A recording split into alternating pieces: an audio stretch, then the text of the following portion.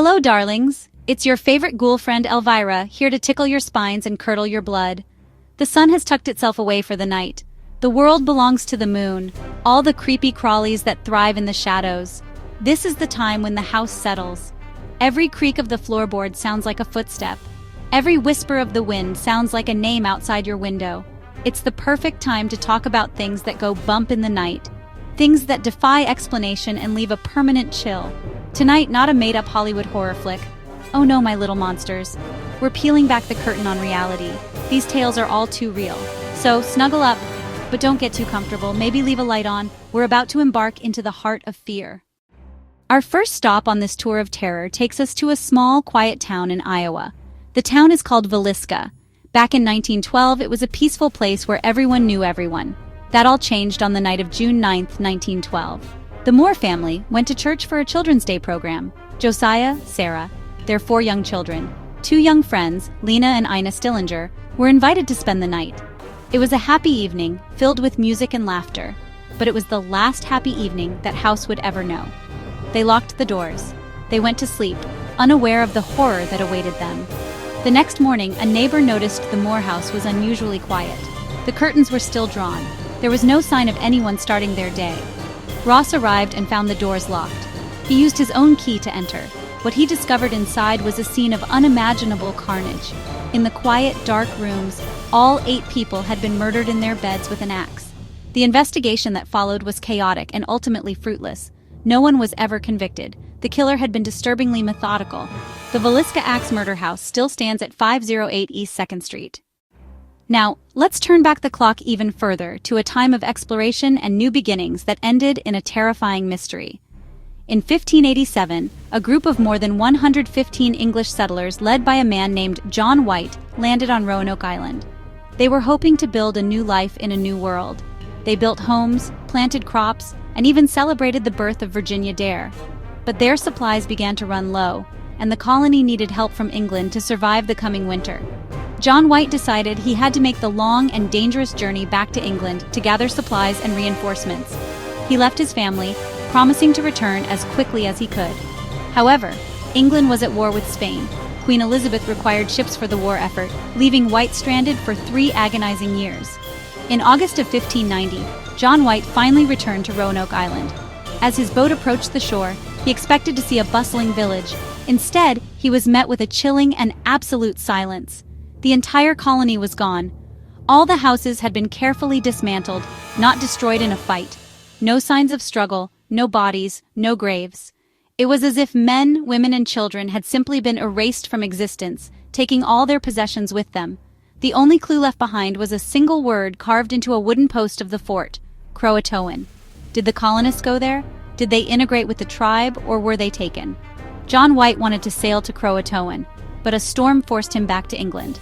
The 115 settlers of Roanoke were never seen or heard from again, leaving one of America's oldest and most haunting unsolved mysteries. Let's fast forward to the swinging 60s, but our destination is far from groovy. We're heading to Point Pleasant, West Virginia, a town that, for 13 chilling months, was stalked by a creature straight out of a nightmare. It all began on a cold night in November 1966. 2 young couples were driving near an abandoned TNT factory when their headlights caught something unbelievable. Standing in the darkness was a large, man-like figure about 7 feet tall, with huge feathered wings folded against its back and 2 enormous, glowing red eyes. Terrified, the couple sped away. It rose into the air and chased their car, keeping pace as they pushed past 100 miles per hour. Reports started flooding in. Over the next year, more than 100 people claimed to have seen the Mothman. It was seen near the river, flying over the forests, peering into people's windows. Sightings came with strange phenomena, bizarre prophetic dreams, men in black warning them to stay silent, distorted phone calls filled with screeching metallic voices. What was this creature? Alien? A mutant from the old TNT plant? Something much, much older? Then, December 15th, 1967, evening rush hour. The Silver Bridge collapsed into the icy Ohio River. 46 people lost their lives.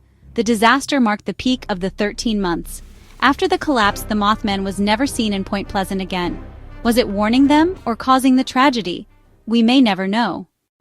Now for a story that is as cold as the Siberian winter and as baffling as a riddle with no answer. In January of 1959, a group of 9 experienced hikers, mostly students from the Ural Polytechnical Institute, set out into the northern Ural Mountains. They were led by Igor Dyatlov. Young, strong, well-prepared, they documented their journey and kept diaries. Their goal was Otorten. On February 1st, the group was forced to set up camp on the slopes of Kolatsyakal, Dead Mountain in the Mansi language. A blizzard moved in, reducing visibility and making it impossible to continue. This was the last time they were seen alive. On February 26th, searchers found the group's abandoned tent, sliced open from the inside, as if they had been desperate to escape. Footprints showed 9 hikers, some barefoot or in socks, fleeing in a panic toward the forest. The first bodies were found at the edge of the woods under a large pine, next to a small fire. They were dressed only in their underwear. It took more than 2 months for the remaining 4 hikers to be discovered, buried under 13 feet of snow in a ravine deeper in the woods. These 4 had suffered catastrophic internal injuries: a crushed skull, 2 with major chest fractures, injuries comparable to a car crash, yet with no external trauma. To make things stranger, 1 woman was missing her tongue. There were no signs of other people or animals in the area. What could have caused 9 experienced hikers to rip their way out of their tent into the freezing night and flee to their deaths? The case remains officially unsolved. Sometimes, my pets, the scariest monster isn't a ghost or a creature from another dimension. Sometimes it's a person, and sometimes that person is much, much closer than you think. This next story takes us to Denver, Colorado, in the fall of 1941. Philip Peters was an elderly and lonely man living by himself in a large house. After his wife passed, he became more reclusive. He complained of footsteps, cupboards opening and closing, and he felt watched. Neighbors grew worried. On October 17, 1941, they called the police for a wellness check. They found Mr. Peters dead. It looked like a violent struggle, but nothing of value was missing. They sealed off the house. Strange activity continued, lights flickering, faces peering from windows. But police always found the house empty and locked from the inside. Almost a year later, 2 officers walking by heard a lock click on the 2nd floor. They broke in and found a pair of legs dangling from a small closet. It was the ghost, a frail, emaciated man named Theodore Coneys. Coneys confessed he had been living in a tiny hidden crawl space for over a year. He would come out at night to steal food. The night of the murder, Mr. Peters caught him. A struggle ensued. Peters was killed.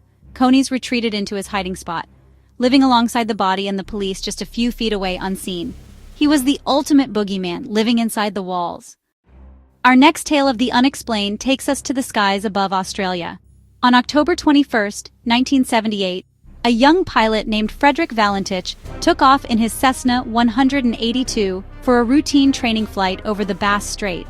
Valentich radioed Melbourne ATC saying he could see another aircraft, 4 bright landing lights, but radar showed nothing. He insisted the object was flying directly over him and that it was not an aircraft. His voice grew agitated as he described bizarre movements. He reported his engine running rough. The radio transmission became increasingly frantic. His last words were chilling. "It is hovering, and it's not an aircraft." 17 seconds of a strange metallic scraping followed, then abrupt silence. Frederick Valentich and his Cessna were never seen again. An extensive air and sea search found no wreckage, no oil slick, nothing. It was as if they had simply vanished from the sky. The official investigation was undetermined. Theories ranged from pilot disorientation, mistaking a reflection, to something far more sinister. Valentich had an interest in UFOs, fueling speculation that he really encountered an unidentified craft. His final words and the scraping make this one of aviation's most unsettling mysteries. What did he see in the sky that day? Was it from this world, or from somewhere else entirely? For our final story, we don't need to go back in time or to a remote wilderness. We're going to Westfield, New Jersey. In 2014, Derek and Maria Broaddus bought their dream home at 657 Boulevard. 3 days after closing, Derek found a thick, white envelope in the mailbox addressed to the new owner. He opened it, expecting a welcome note. Instead, the letter began the nightmare. It was from someone calling themselves the Watcher.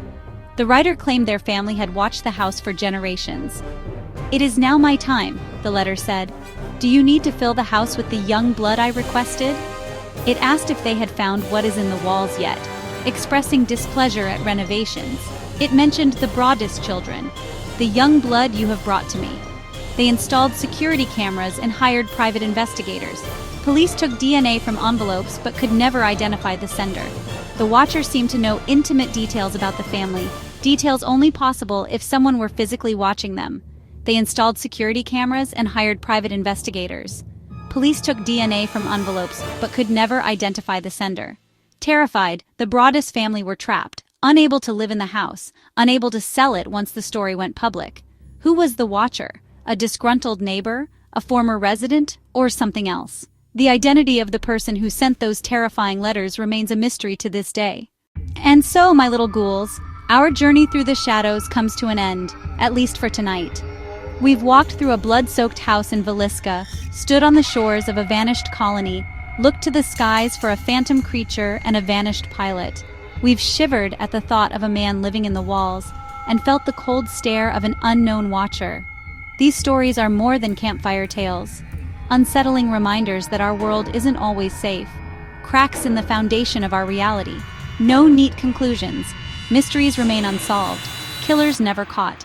The missing never found. Strange phenomena unexplained. This absence of answers lets fear fester. Hear a strange noise in your house? See something in the corner of your eye? Think twice. Remember the Moore family. Frederick Valentich. The Broadest family. Pull the covers a little tighter. Until next time, sleep tight, if you can. The world is full of mysteries, outside your door or even inside your walls. Be careful what you look for in the dark. You might just find it. Unpleasant dreams.